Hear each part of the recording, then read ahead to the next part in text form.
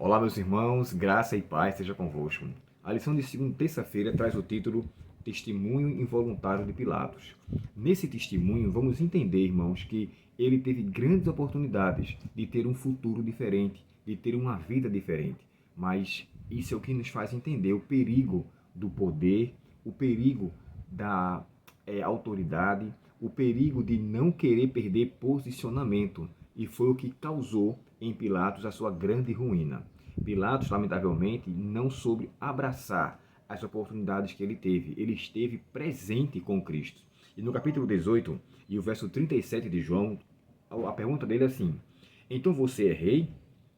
Você diz que sou rei, respondeu Jesus. De fato, nasci e vim ao mundo para testemunhar a verdade. Todos que amam a verdade ouvem a minha voz. Verso 38. Pilatos perguntou: o que é a verdade? Depois que disse isso, Pilatos saiu outra vez e foi para onde estava o povo e declarou: ele não é culpado de crime algum. Ora, se ele pergunta a Jesus o que é a verdade e ele tinha consciência, irmãos, Jesus sabia que o Espírito Santo já estava trabalhando em Pilatos. Jesus sabia que ele estava pouco a pouco dando a ele a oportunidade. Jesus fez uso daquela oportunidade para desenvolver nele uma crença que gerasse uma prática. Olha só o que é que diz Ellen White no livro chamado O Desejado de Todas as Nações.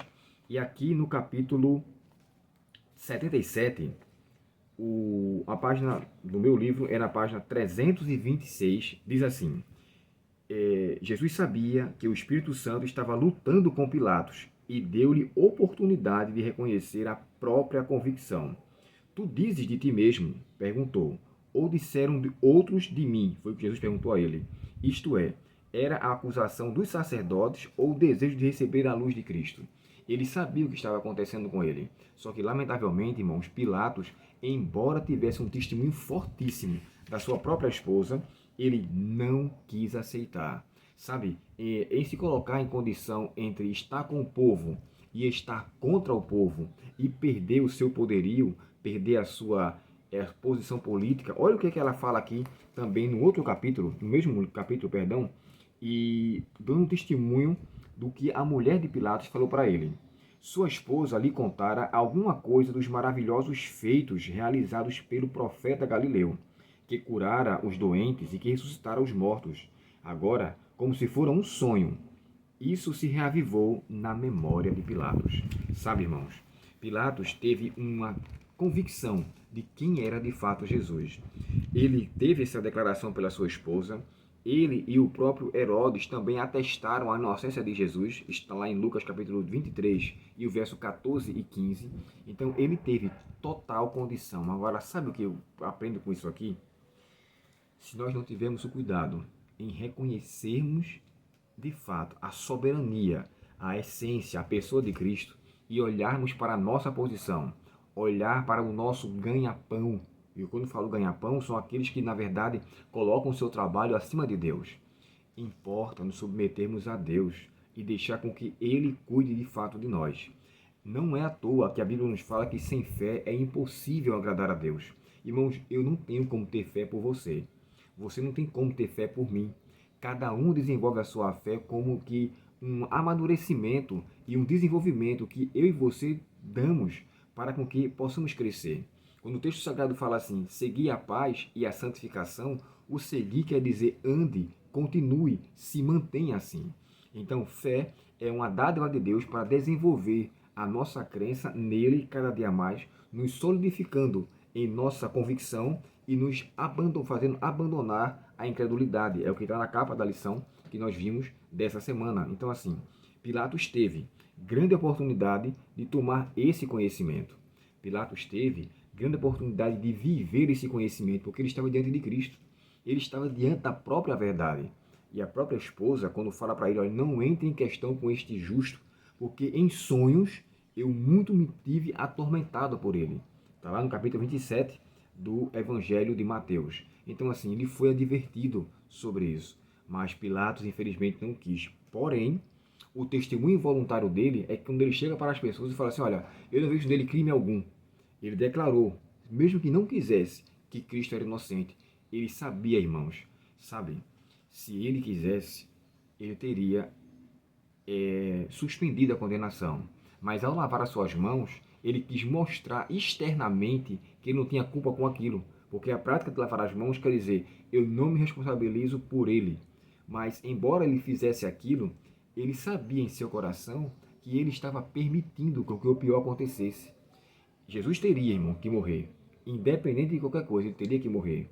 Mas não era necessário que Pilatos teria que se perder. Jesus seria traído, mas não era necessário que fosse Judas que o traísse. Jesus não predestinou essas pessoas para com que eles chegassem àquela condição. Elas escolheram aquelas condições. O próprio Pilatos poderia ter se salvado, poderia ter deixado um grande legado, coisa que infelizmente ele não deixou. Deus conhece o seu coração e o meu. Devemos dar de fato muitos testemunhos, quer sejam voluntários ou involuntários, mas que sejam testemunhos verdadeiros. Porque Jesus aqui, ele sabia quem era a verdade. Pilatos sabia quem era a verdade. Viu em Cristo todo o indício de uma pessoa que ele nunca teve contato com ele, mas infelizmente ele não aceitou. Que eu e você, irmãos, ao termos um encontro com Cristo, possamos testemunhar dessa verdade e testemunharmos com propriedade. Cristo quer nos salvar muito mais do que você possa, você pai, você mãe, tirar um filho de uma casa pegando fogo, tirar um filho de um local onde tenha muitos animais. Por mais que você esteja com um amor grande para livrar o seu filho, Deus tem um amor ainda maior dele salvar. Ele quis fazer isso com Pilatos. Lamentavelmente, ele não quis. Teve um triste fim, perdeu o seu poderio, perdeu a sua paz, perdeu a sua salvação e viveu seus últimos momentos em uma condição extremamente lastimosa. Que eu e você vivamos para Cristo com um testemunho vivo de pessoas convertidas para a glória do seu nome. Antes de concluir aqui, eu quero agradecer de coração a tantas pessoas que se inscreveram no nosso canal. Estamos chegando a quase 1000 pessoas. E eu peço a você encarecidamente, se inscreva em nosso canal, me ajude a bater essa meta dos 1000 inscritos. E se for para a honra e glória de Deus, que Ele nos agracie com essa dádiva, se assim o for. Quero agradecer de coração a irmã Cláudia, a irmão Geilton, que também movimentou aí um grupo de pessoas, ao meu grupo da igreja, né, que eu faço dos amigos aqui das antigas, que também se movimentaram. Há tantas pessoas, a Lília também, que colocou lá no trabalho, no hospital onde ela trabalha, e também divulgou lá com suas amigas, enfim. Para todos vocês, que dizer nome é complicado, né? Mas agradecer a todos vocês que de maneira graciosa tiveram a disposição de se inscrever. Que Deus muito te abençoe e que, para a honra e glória de Deus, nós possamos continuar avançando até chegarmos na Canaã Celestial. Deus te abençoe, um forte abraço. Até o próximo estudo, se Deus quiser. Até logo.